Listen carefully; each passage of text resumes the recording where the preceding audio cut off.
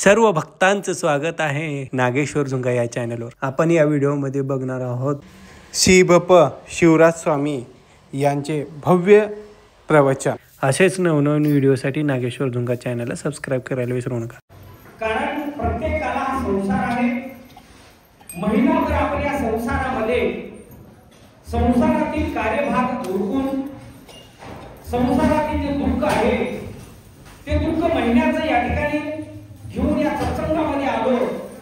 तर या सत्संगामध्ये आल्याच्या नंतर गुरुवर्याच्या सानिध्यामध्ये आल्याच्या नंतर माणसाला संसाराचा विसर पडतो आणि सुसंगती किंवा गुरुवर्याच्या मुखातून निघणारे जे शब्द आहेत, गुरुवर्याच्या सानिध्यामध्ये आलेला जो विसर आहे तो आपल्या बुद्धीला विसर पडतो आणि चांगल्या मार्गाचा त्या ठिकाणी आपल्याला अवलंब प्राप्त होतो।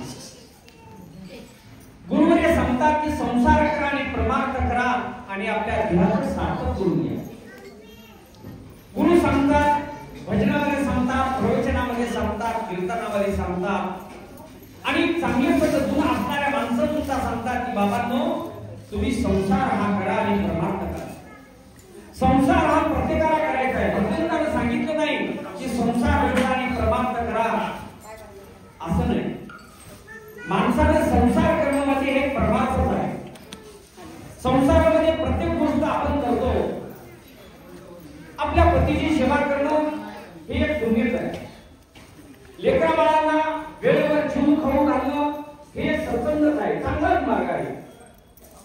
पती ज्यावेळेस आपले ड्युटीला जातात त्यांना वेळेवर डबा करून देणं हे एक सत्संगच आहे। आणि ज्यावेळेस आपण स्वयंपाक करतो तो सुद्धा त्या ठिकाणी अन्न हे परब्रह्म आहे। त्यावेळेस तुम्ही सकाळी स्नान करून जे स्वयंपाक तयार करता ते अन्न हे कसं आहे, परब्रह्म आहे। आणि तो अन्न एखाद्या मनुष्याने सगळ्या घरातील जेवलं आपल्या पोटामध्ये जठराग्नी म्हणजे एक अग्नी प्रज्वलित असते आणि आपण ज्यावेळेस जेवण करतो तुम्ही जे प्रसाद मिळतो, पण ज्यावेळेस तुम्ही जे त्या ठिकाणी स्वयंपाक करता तो जो स्वयंपाक म्हणजे एखाद्या मनुष्याने जेवलं आणि त्याचा आत्मा तृप्त होणं म्हणजे यज्ञच आहे। म्हणजे तुम्हाला यज्ञाचं फळ प्राप्त होतं नाही, सांगा मला होतं का नाही?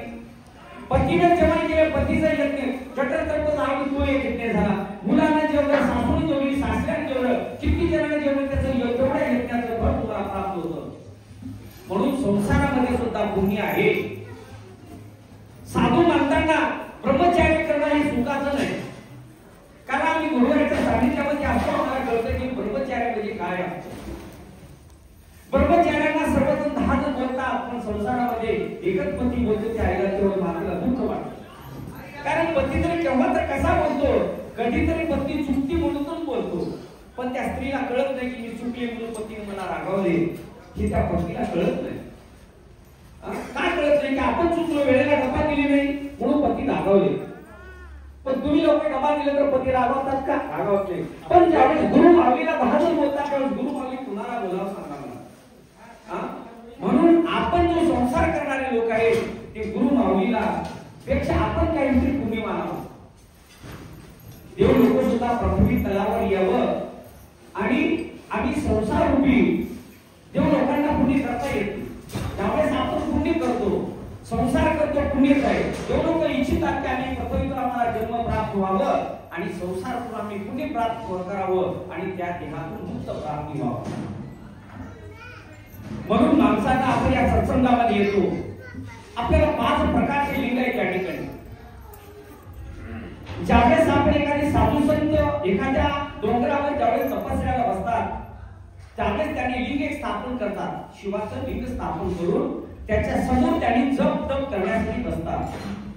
काही कालांतरानं त्या ठिकाणी पृथ्वीचा लोप होतो किंवा त्या ठिकाणी भूकंप होतो, त्यावेळेस ते लिंग ते जमीन पृथ्वीमध्ये काढलं जातं आणि काही कालांतराने तो लिंग जो आहे तो त्या ठिकाणी जमिनीवर हळूहळू वरील उघडकीस येतो, त्याला स्वयंभू लिंग म्हणतात। आणि दुसरा लिंग म्हणजे चरलिंग। चरलिंग म्हणजे ज्या ठिकाणी आपल्या देवालयावर ज्यावेळेस पितळेची म्हणा, सोन्याची म्हणा, चांदीची म्हणा जे लिंग असतो तो लिंग चरलिंग म्हणजे आपण ज्यावेळेस देवालयावर मी ठेवतो आणि पूजाला घेतो, बाजूला उचलून पण घेतो। सोमवारचं व्रत करतो त्यावेळेस देवालयावर आपण पूजा करतो, की इकडचं तिकडं बाजूला हलवलं त्याला चललिंग म्हणतात. आणि तिसरा लिंग म्हणजे बिंदू लिंग. एखादी सोन्याचं दगड आहे किंवा एखादी कशाचं चांदीचं दगड बघा, त्याच्यावर लिंगाची आकृती काढली जाते बघा, त्याला आकृती काढली जाते, त्याला काय म्हणतात, बिंदू लिंग म्हणतात. आणि चौथं लिंग म्हणजे स्थापित लिंग. ज्यावेळेस आपल्या गावामध्ये शिवाची लिंग स्थापना करतो तेव्हा प्राण प्रतिष्ठा करून प्राण प्रतिष्ठा स्थापित लिंग, त्यावेळेस त्याला स्थापित लिंग म्हणतात. आणि पाचवं लिंग म्हणजे गुरुवर्याचे, गुरुवर्य म्हणजे पाचवं लिंग आहे. गुरुवर्यांच्या उजव्या अंगुठ्यामध्ये जेवढं तेज आहे तेवढं लिंगाचं तेज गुरुवर्याच्या उजव्या अंगुठ्यामध्ये आहे.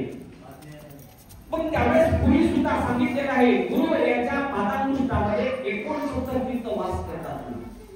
मला प्रत्येक मागे सुद्धा सांगितलेलं आहे गुरुवर्याच्या पादांनुष्ठामध्ये 69 तीर्थ असतात, तर गुरुवर्य म्हणजे 70 तीर्थ त्या ठिकाणी.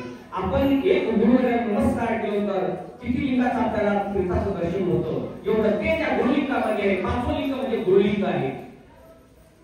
माणसानं म्हणून त्या ठिकाणी सत्संगामध्ये येणं आणि या संसारातील या संसारातील सागरातून तरुण जाण्याचे एक नौका तयार करायचा. कुणी माणसं येऊ नये अशा घाण वस्तीमध्ये ते जाऊन बसत होते, कारण की ज्यांनी येऊन आपल्याला कुणी त्रास देऊ नये. त्याच्यामुळे एका गावामध्ये गुरु गेले, प्रत्येक जण गुरु आले म्हणजे प्रत्येक जण त्यांना भेटायला गेले. प्रत्येक जण त्यांनी सांगितलं गुरु भावी आमच्या घरी चला, आमच्या घरी चला. गुरु महाराजांनी काय सांगितलं की प्रत्येकानं मला तुमचं आयुष्य किती आहे आणि तुमच्याकडे संपत्ती किती आहे खरं बोललं तर मी तुमच्या घरी येतो. मनुष्याला काय वाटलं, ठीक आहे म्हणलं. एक जण आलं की त्यांनी म्हणले महाराज माझं 20 वर्ष आयुष्य आहे, तुमच्याकडे संपत्ती किती आहे, माझ्याकडे 1 लाख रुपये. खाली या युगामध्ये मनुष्य सुद्धा वय खरं सांगत नाही. वय खरं सांगितलं का भूल घेणार आहेत, संपत्ती किती आहे तो काय भूल घेणार आहेत का सांगा मला, येतात का भूल घ्यायचे. पण प्रत्येक जण एकाने सांगितलं, दुसरा आला त्यांनी पण तसंच सांगितलं, चौथा आला, पाचवा आला. पाचवा आला तर एखादा मोठ्या गावातील श्रीमंत सावकार असतो, त्या सावकाराकडून गुरुने विचारले की तुमचं आयुष्य किती आहे. त्यांनी सांगितलं माझं 60 वर्ष आयुष्य आहे आणि माझ्याकडे 2 लाख रुपये आहेत.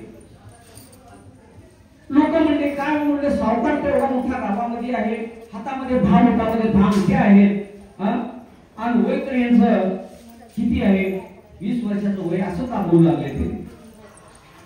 मग त्यावेळेस काय म्हणलं त्या सावकारानं की जेणेकरून माणसांना आयुष्यामध्ये गुरु महाराजांना सांगितलं, गुरु महाराज माझं एवढं आयुष्य आहे आणि आयुष्यामध्ये फक्त 2 लाख रुपये दान केलेले आहे. काय केले, 2 लाख रुपये माझ्या हातून दान धर्मासाठी खर्च झालेले आहेत आणि माझं आयुष्य ठेवले किती म्हणजे आता 20 वर्षे प्रसक्त झालेलं माझं. आता झाले की नाही. पण तो काय म्हणतो सावकार, कोटी रुपये जरी आपल्याजवळ आहेत तर कोटी रुपये 1 रुपया सोडून देतो का सांगा. त्या ठिकाणी आपला इहत देह सोडून परलोकामध्ये जात असताना आपल्या सोडून काही येतं का सांगा मला. काही सोडत येत नाही.